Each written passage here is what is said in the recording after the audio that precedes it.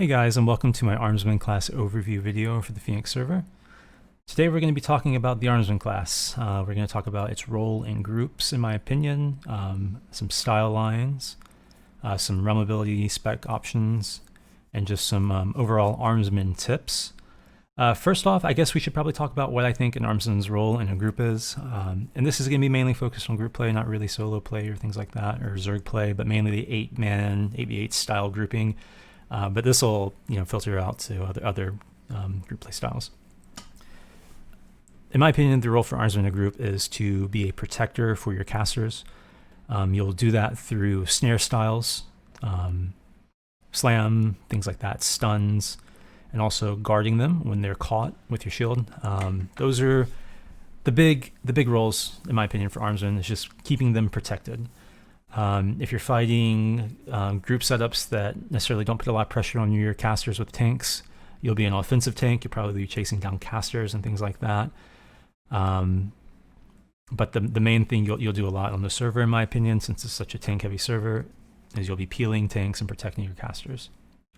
So let's get into it real quick. We'll hop into game and look at our main style line. And I recommend all Armsmen go Polearm. I don't think there's much value in two-hand for Armsmen, so we're not really going to talk about it. But Polearm, your main thing. And the reason Polearm is, in my opinion, your main line is because of this level 18 style here, Crippling Blow. Now this is your anytime style that you're going to be using a lot of. And the reason you use a lot of this is it is an anytime snare. It's a 12-second snare, relatively low damage anytime style. I believe the growth rate is around 4.6 or something like that, so pretty low for an anytime, but the fact that it is an anytime snare, very valuable. So we'll show you how it looks. You can just throw anytime snares as often as you want. As we talked about, in my opinion, the Armsman's main role in a group setup is to snare, slam, and guard casters. This is a great way to do it quickly and easily. If you want to do a little damage behind it, you can use a follow-up style, Mangle. This is a, let's see the growth rate on it, 0.83, so a relatively hard-hitting style. Say you are just crippling blow to target to do some damage, or just because you can only use it anytime, and decide you want to do a little damage behind it. It'll break the snare, obviously, but maybe you just want to kill that target. Just boom, sorry, I missed that. Crippling blow into Mangle, and like I said, Mangle 0.83, decent growth rate. The next style you might use a bit of is Defender's Cross. Now this is similar to Crippling Blow. It's a very similar snare. It's 1 second less in duration, but the growth rate's a little bit higher. It's around 0.6 or so, so it hits a little harder. Looks like Crippling Blow, here it is. So if you're trying to snare a target, you can always, chain Defender's Cross into Crippling Blow, and whichever one you land, great. If you land Defender's Cross, you just hit a little harder and you still apply a snare. There is a follow-up style to this. It's called Disabler. Let's see, level 21. It applies an attack speed debuff, which is okay, I suppose. I don't really use it for that. I don't want to spend a lot of time, honestly, styling tanks without leaving them snared. But this does do a little bit more damage. It's a 0.7 growth rate. So if you want to do a little bit more damage on your follow-up, throw out a Disabler. The next style you're going to want to use and look at, Phalanx. Now this is your back style, and as you can see here, it has no utility on it. But the reason we use this is because, one, it hits pretty hard. It's a 0.71 growth rate, so that's pretty good. It's your heart, like if you get a target slammed and you want to maximize your damage, you're going to use your back chain instead of your side chain. But the real reason this style is great is because it has two different follow-ups. One, Defender's Revenge, your 4v4 style, and this is just a hard-hitting style, and it applies a 9-second stun. We'll get to slam later. If you're using this on someone, they're probably already slammed, so this stun's not really going to matter.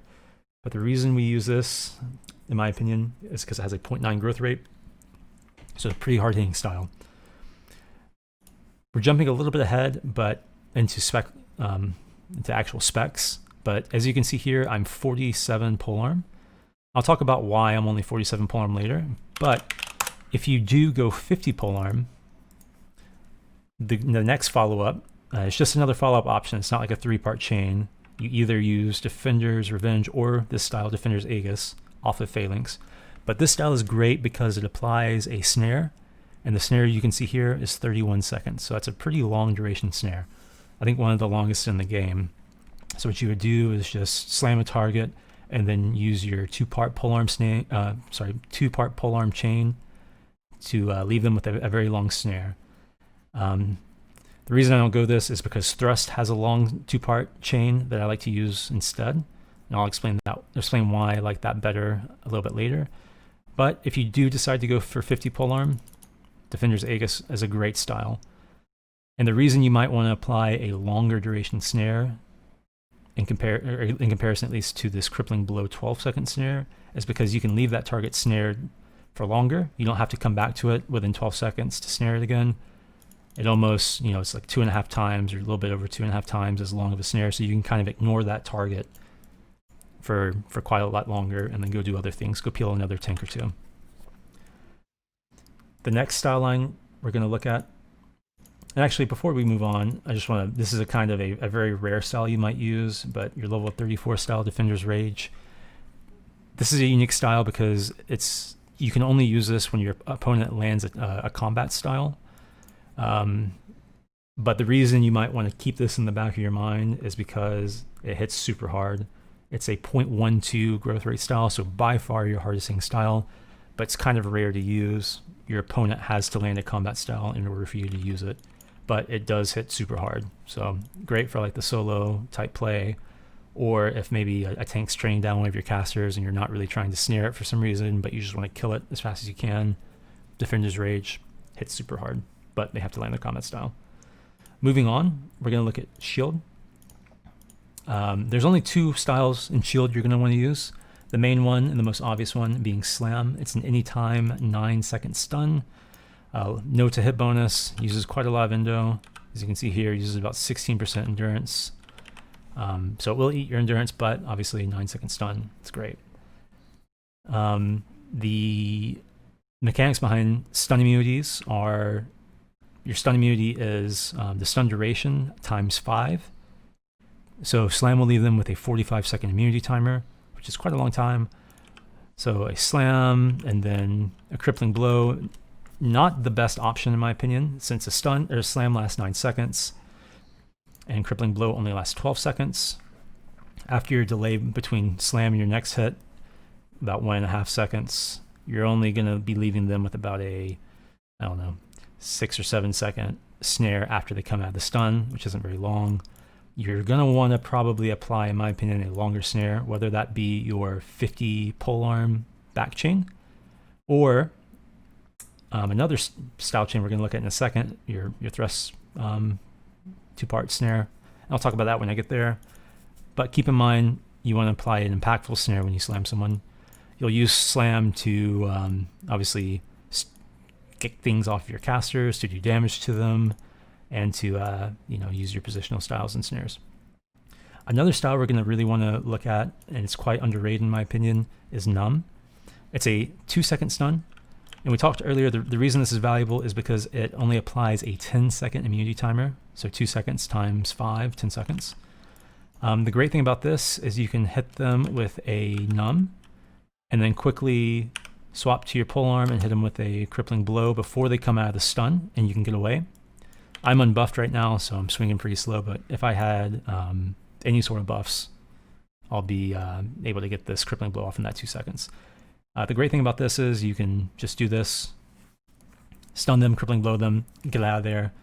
Then they're going to be snared for a long period of time from the Crippling Blow, 10 seconds.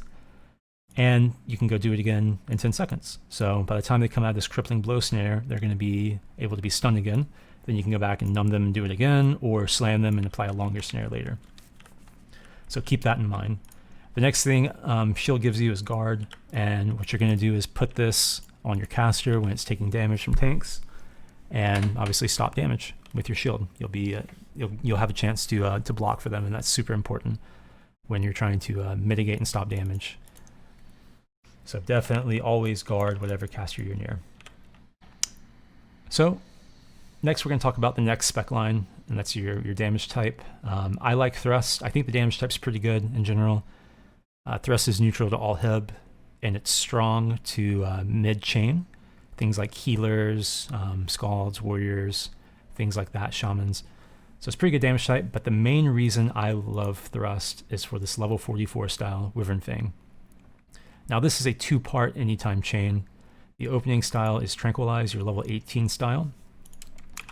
And it's your detaunt. It does very low damage, and it actually has no to hit bonus, so you might miss it every now and then.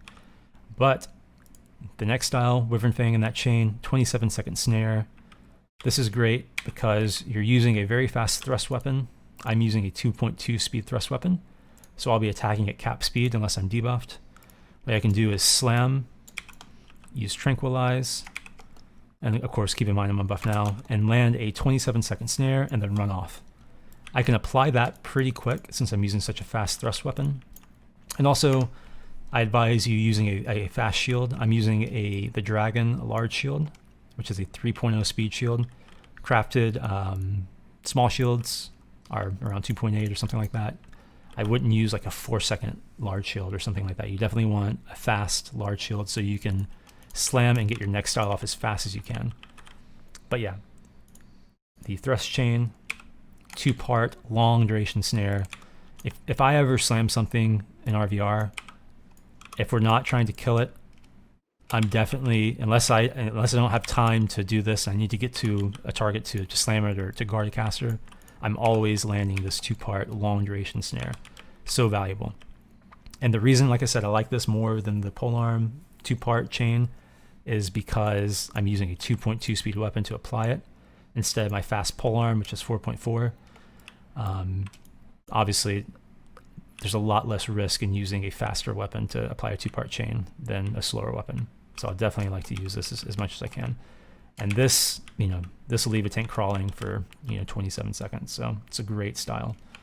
Another style you might want to consider is this Basilisk Fang. It's your level 39 side style. It's just an attack speed debuff, but probably not. I won't really worry about that too often. I just prefer to get snares out as fast as possible, then move on, or to continue damaging with my caster train or something. Now we'll look at some spec options for Armsman. I'll tell you what spec I am. It's my favorite spec. And then there's give you maybe another option if you want to go slash instead. There's nothing wrong with either of them. I just prefer to be thrust and use the 2-part anytime thrust snare instead of the long level 50 polearm chain. But it's up to you what you want to do. I'll tell you what I prefer.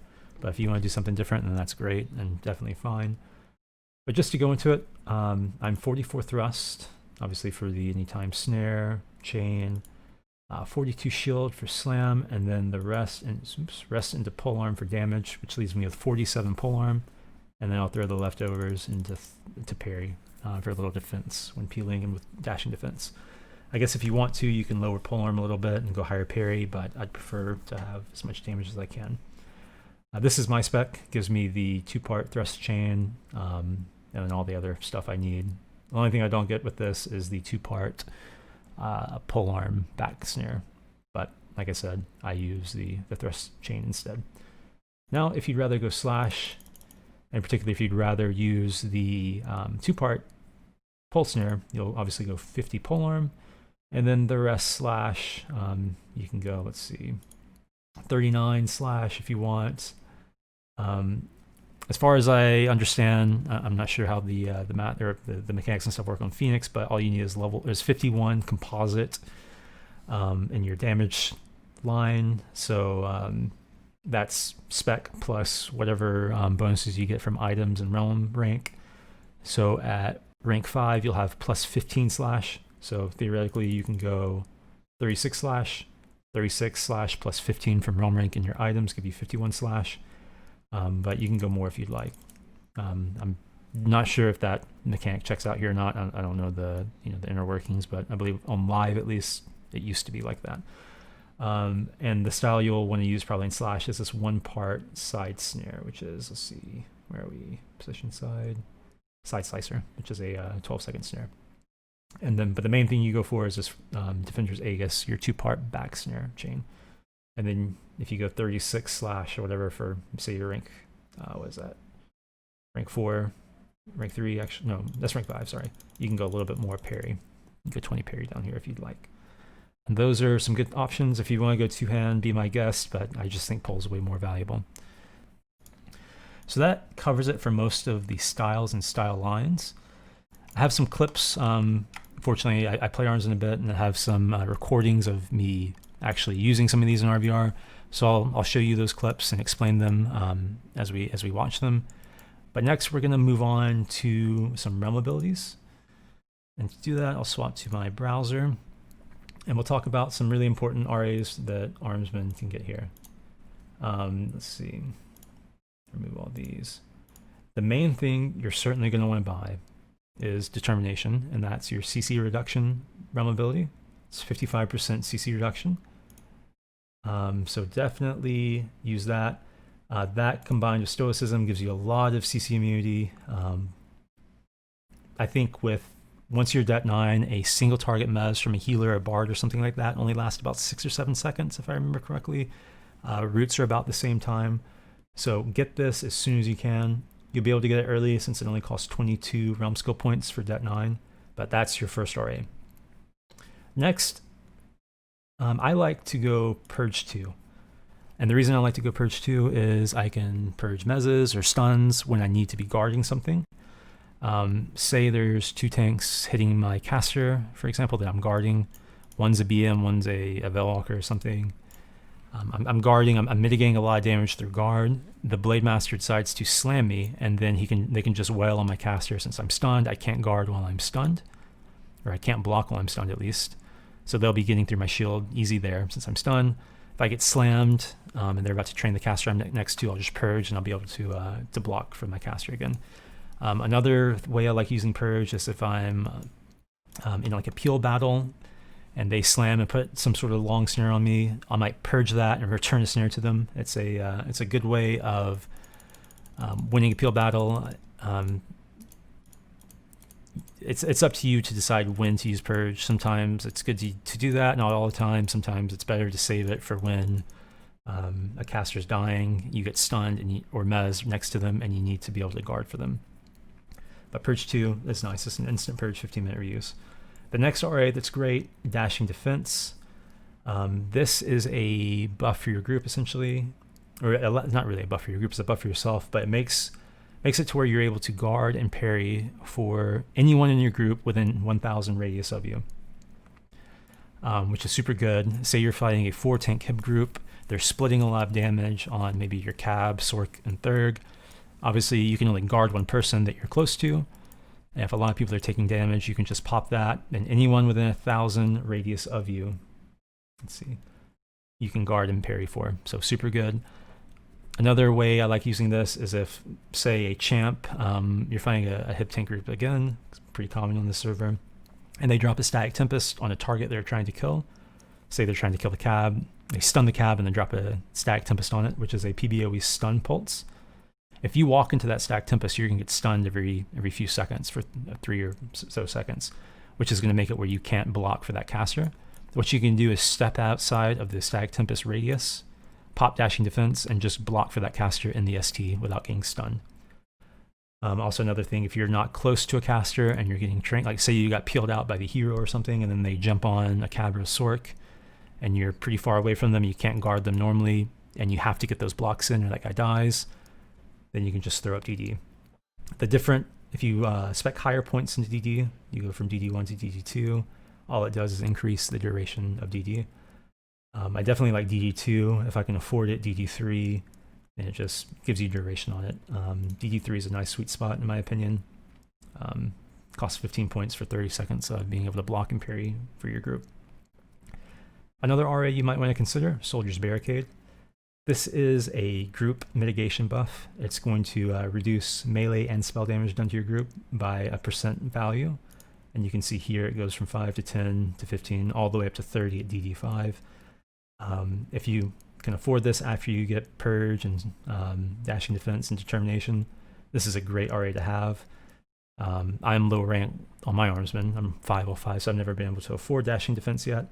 But once I can afford, maybe DD2 or 3, it's going to be really nice to be able to help my group with just raw mitigation. So these actives are super important. Get Determination and then Dashing Defense. Purge, Soldier's Barricade. That's going to help you in your job of peeling and protecting your group. If you want to look at some passives, I think Mastery of Arms is nice. It allows you to swing a little bit faster. It's your attack speed buff.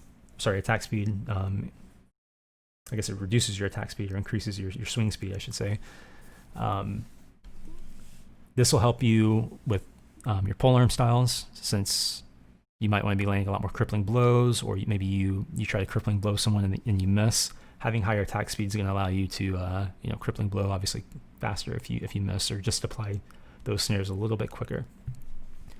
Mastery of Blocking, I think, is a good realm ability as well.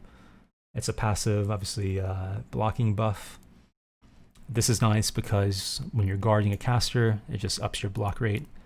Also, when you get in a peel battle, say, for example, a warrior comes and tries to peel you, you're able to obviously have more defense. Therefore, you might can land your slam on him before he lands his slam on you. So that's my recommendations for realm abilities. I would probably go Determination first, and then Purge, and then Dashing Defense 2, and then start maybe looking at some Soldier's Barricade, and then maybe later go Dashing Defense 3. It's up to you how you want to spec that, but in my opinion, Det into Purge into Dashing Defense, that's the early RA progression that I would go. Next, we'll hop back into game, and I'll show you the Armsman template's pretty similar to everything else on the server. Use the SIBP, and then just ROGs and SC. Your weapon choices, if you're thrust, I really like this, the Necklace Quest weapon. It's called Ancient Brass Pike. It's a 4.4 speed weapon. The DPS is only 16.2 instead of the highest 16.5. However, it's 4.4 speed. It's just a great peel weapon. You can consistently and quickly land crippling blows and things like that. So I use this probably 90% of the time. The only reason I swap to a slower weapon is when I'm really wanting to spike damage with maybe my cap or something like that, or someone's within one hit. I throw that on, and I make sure I kill them quickly. Another thing you definitely want to have is a DD charge, and you can put these on your crafted boots. Is where I usually put them. I put them on my boots. And what you do with this is it's just an instant DD that you can use. You can even use it while in combat. Every fight, when we're fighting a group that's pushing on us, I will certainly use this on a tank or something like that that's pushing into my group. I use that to break speed and to give my group time to position my casters and things like that, and so we're not instantly overrun. So in my opinion, all tanks should use this early if they're getting pushed on to break speeds. If you're the group doing the aggression, you might not want to be breaking speeds because you're trying to dive their backline as fast as you can. It's my job to stop them from diving my backline, so I'm gonna DD charge whatever's coming in just to slow it down. You can also use this in the middle of a fight to interrupt. It's a 2-minute reuse timer, so it's not up very often, but say you're hitting a druid here, and this dummy right here is another druid. It's about to heal this guy. I'm trying to damage this guy. I might throw an instant interrupt between hits. You see, while I'm hitting this guy, I might swap, throw a DD charge on that guy, and then go back to hitting this guy to hopefully kill him. Just one way you can use that. Another item you might want to pick up, and I don't have mine on me, is a cloak called, I believe it's called Skin Scrap of Legion, and it has an in charge on it. I think it's an 80% in heal, usable in combat. Shares a timer with your DD charge, so keep that in mind. You can use it from your inventory, so you don't have to have it in your template, but it's just a nice thing to have. Skin Scrap of Legion. Other things in potions, Strong Drive of Endurance. It's an 80% end heal. You have to drop combat to use it. You can also use the instant end heal, but it's a lesser value. I typically prefer just the full value end heal. Obviously, invigs and things like that are important as well. Fortunately, I have some clips showing how to use some of these snare styles in Armsman in an 8v8 fight. We're fighting a 4-tank group. I'll just kind of show you my thought process as I start this fight. As the tanks are coming in, I break speed on this hero. As you see, that's my DD charge. I mentioned that earlier. Just to stop his speed, I typically go for the hero just so he can't peel me. He's my biggest peel threat, probably, him and probably the Blade Master.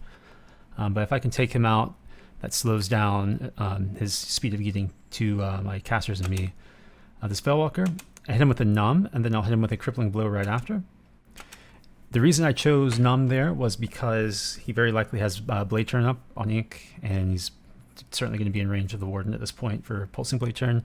If I just open with my Polearm and try to Crippling Blow him, I'm going to be swinging a lot slower. I'll probably miss that first one, and then my next hit's going to take a few more seconds.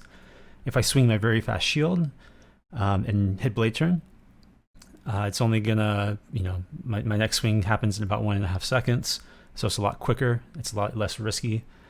So I opened with Nom, stunned him for 2 seconds, and then got a free Crippling Blow peel, and then was able to move on, and he's only stunning me now for 10 seconds. Now I move on, I see my Cabalist probably about to get folded on by this hero and champion. So I start to peel this champion. I chose Slam there because the Cabalist is caught. I wanted to stop the damage and give him time to get away. So I slammed him here, and then I'm going to use my 2-part thrust long snare. So there's my 2 parts, and then I'm going to hit this hero and then hit him with a crippling blow. So in that small little time period, I pretty much used all 3 snare strategies that I talked about earlier. I started with the Numb and the crippling blow, and then I went with the slam into the thrust long snare 2-part chain, and then I just used a crippling blow by itself on the hero. All that created a little bit of space for my group, and so yeah, there's an idea of how to use those styles in a fight. Here's an example of using Purge when you get peeled out. To one, obviously remove your peel, your snare, your stun, but also to return a peel when they probably don't expect it. We'll let this play out. My Cabalist's getting trained. I go to peel off the Blade Master and the hero. I land a slam on the hero, go for a long snare on him because he's slammed. He snares me, purges, and then slams me. So here, that's a good thing on him. He got out of my long snare, so he was going to be snared for 27 seconds. He decided to purge that and say, hey, I can just rip this Armsman up. I'm stun immune now. This guy's going to be free. He slams me, runs around the back, peels me. I wait until he gets about right here to where his back's to me, so he's got no defense. Purging him with the snare. Both of our purges are down now, but I get away unpeeled since I was the one to purge second, and he's now snared out. One little small example of maybe how you might want to use Purge sometimes. One more clip to just show you, I guess, some quick decision making and just doing some damage on Armsman with your team. I'll show you this clip. As you can see here, there's a hero right here and a champion. This is my Cabalist right here, if you can see, and my source right here, Mez. This hero is peeled out. My main target right here is this champion. I need to get him off my Cabalist. I'll run up to him, as you can see here. My first instinct is just to slam him, since he's already on top of my caster, and maybe put a long 2-part thrust snare on him. So I slam, and I hit the first style of my thrust chain. However, if you see the fight over here, you see the Bard's erupted. He's got 30 pets on them. And then there's a Druid right here. I believe it's a Druid at least. He's erupted, and then there's this guy back here, kind of out of range. And then there's this lip right here. I see the Sorks open, the Cab's down here behind me. You can see just below my group monitor down there. So we have an opportunity to kill. So we decide, since he's slammed, instead of just doing a long snare, let's go ahead and just take this guy. So I use my first style in my 2-part chain, decide, hey, let's kill this guy. Swap to my Polearm, hit him with the Phalanx style. And as you can see here, I swap weapons. That's my slow pull. I'm going to hit him with my follow-up and do a bunch of damage. We're able to burn this guy down while a lot of things are erupted. That was just a good opportunity to audible out of a snare into just raw damage with my Cabin Sork. So then maybe that'll give you an idea of just using you and your group to kill stuff. Alright guys, thank you for watching my Armsman classic review video. Hope it helped a little bit. If you have any questions or comments or anything like that, let me know in the comment section. These are just all my opinions. Nothing's, it's not the gospel or anything, but maybe I'll give you some tips if you're just sort of starting from scratch or just need some ideas. Thanks guys. Thanks for watching.